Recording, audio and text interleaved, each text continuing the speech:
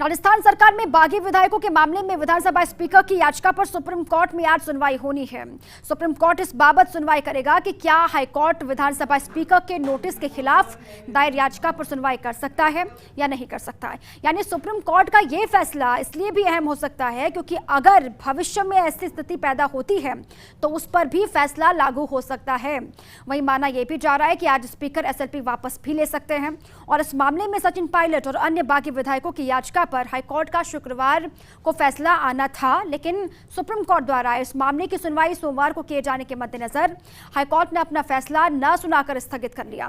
गुरुवार को supreme court में स्पीकर की याचिका पर सुनवाई हुई थी, जिसमें सुप्रीम कोर्ट ने राजस्थान हाईकोर्ट के शुक्रवार को फैसला सुनाने पर रोक लगाई थी, लेकिन कहा था कि हाईकोर्ट का फैसला अंतिम फैसला नहीं होगा।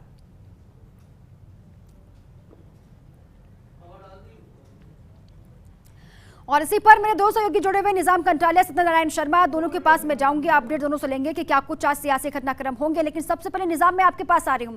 आज हालांकि नजरें हाईकोर्ट पर भी कहीं ना कहीं टिकी होंगी और साफ तौर से सुप्रीम कोर्ट पर भी सबकी निगाहें हैं कि आखिर क्या होगा। और विधानसभा स्पीकर को लेकर भी कहा जा रहा है एसएलपी वापस लेंगे कि नहीं लेंगे, सुप्रीम कोर्ट का रुख क्या होगा, क्या लग रहा है, पूरा सिनेरियो क्या बन रहा है जो कानूनी तौर पर हम देखें तो।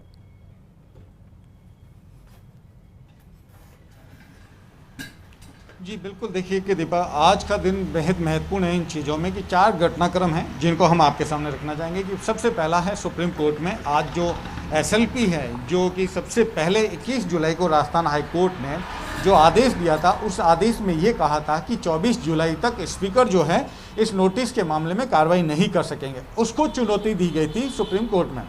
उसके बाद सुप्रीम कोर्ट ने 23 जुलाई को इस पर सुनवाई करते हुए ये आदेश दिया था कि जो 24 जुलाई को राजस्थान हाईकोर्ट में सुनवाई हो रही है, उसका जो भी फैसला होगा वो उस याचिका के अधीन होगा।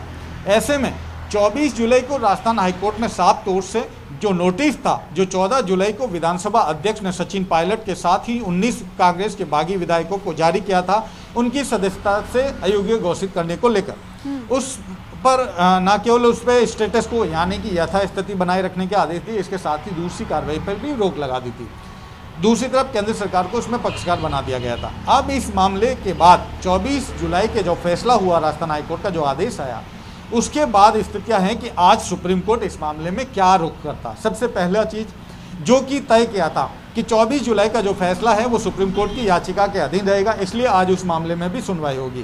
पहला जो पॉइंट था, 21 जुलाई को जिस आदेश दिया गया था कि स्पीकर जो इस मामले में कार्रवाई नहीं कर सकता, उसके फैसले को चुनौती दी गई थी और 24 जुलाई के 2 फैसले, जो 2 ऑर्डर है, अब राजस्थान सुप्रीम कोर्ट के समक्ष होंगे।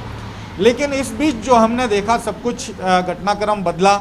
कोर्ट से जो है कह सकते हैं कांग्रेस के जो मुख्यमंत्री खेमा है, उसको कहीं इतनी बड़ी जो उम्मीद उनको जताई गई थी वो नहीं मिली राहत। ऐसे में अब ये अंदेशा जताया जा रहा है कि 24 जुलाई का जो राजस्थान हाईकोर्ट का फैसला था, क्या उसको चुनौती दें या आज की सुनवाई जो है उसको सुनवाई को देखा जाए।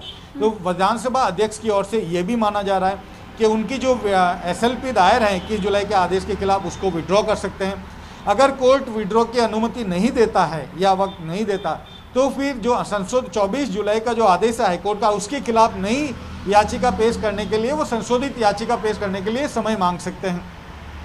कुल मिला के जो ये बात हम कह रहे हैं कि जो मुख्यमंत्री खेमा हैं, वो अपनी लड़ाई जो है अब कानूनी तौर के बजाय राजनीतिक रूप से ज़्यादा लड़ने की मंशा रखता है। इसी के चलते देखिए पिछले 3 दिन में जो घटनाक्रम बदले हैं, लगातार घटनाक्रम बदले हैं, इसके बाद भी 24 जुलाई के आदेश के खिलाफ एसएलपी दायर नहीं की गई और न ही उसको अभी तक कोई चुनौती दी गई है। ये जरूर है कि सचिन पायलट खेमा वहाँ पहुँच चुका है। इस पूरे घटनाक्रम में सुबह 11 बजे जस्टिस अरुण मिश्रा की जो 3 सदस्यीय बेंच है वो सुनवाई करेगी। दूसरा मामला जो हम आते हैं राजस्थान हाईकोर्ट में, जहां आज बसपा विधायकों की सदस्यता को लेकर जो शिकायत 4 माह पूर्व विधायक मदन दिलावर ने विधानसभा अध्यक्ष को की थी, उसको चुनौती दी थी कि उनकी एप्लीकेशन पे कार्रवाई नहीं की है, इसलिए उस पर आज सुनवाई होनी है।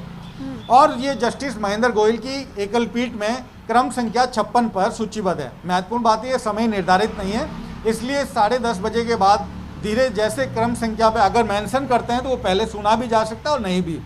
दूसरा मामला इसमें महत्वपूर्ण है कि विधानसभा अध्यक्ष ने इसी बीच जो एप्लीकेशन लगाई गई थी मदन दिलावर की, उसको खारिज कर दिया, उस पर निर्णय ले लिया। ऐसे में जो याचिका यहाँ पेश की गई वो सारीन हो जाती है। तो मदन दिलावर आज या विड्रॉ कर सकते हैं या संशोधित याचिका पेश करने के लिए भी समय मांग सकते हैं। तीसरा जो पहलू आता है कि अब तक अगर उन्हें वो आदेश की प्रति नहीं मिली है जो विधानसभा अध्यक्ष द्वारा खारिज किया गया, उस आदेश की प्रति के लिए निवेदन कर सकते हैं। ये 3 महत्वपूर्ण चीज़ें हैं। कोर्ट जो है इस मामले में नोटिस भी जारी कर सकता है। बहरहाल ये देखना होगा कि आज कोर्ट इस पूरे मामले में क्या रहता है। आज के पूरे घटने हाँ, क्योंकि अलग अलग पहलू हैं और बारीकियां हैं, तमाम कानून की जो समझनी होंगी और तमाम जो पेचीदगियां हैं वो भी समझनी होंगी, क्योंकि लगातार नजरें हैं। वो बीएसपी विधायकों से जुड़ा हुआ मसला भी है, वो हाई कोर्ट में याचिका को लेकर भी है और सुप्रीम कोर्ट में एसएलपी को लेकर भी है। सभी पर लगातार अपडेट हम दर्शकों को दे रहे हैं।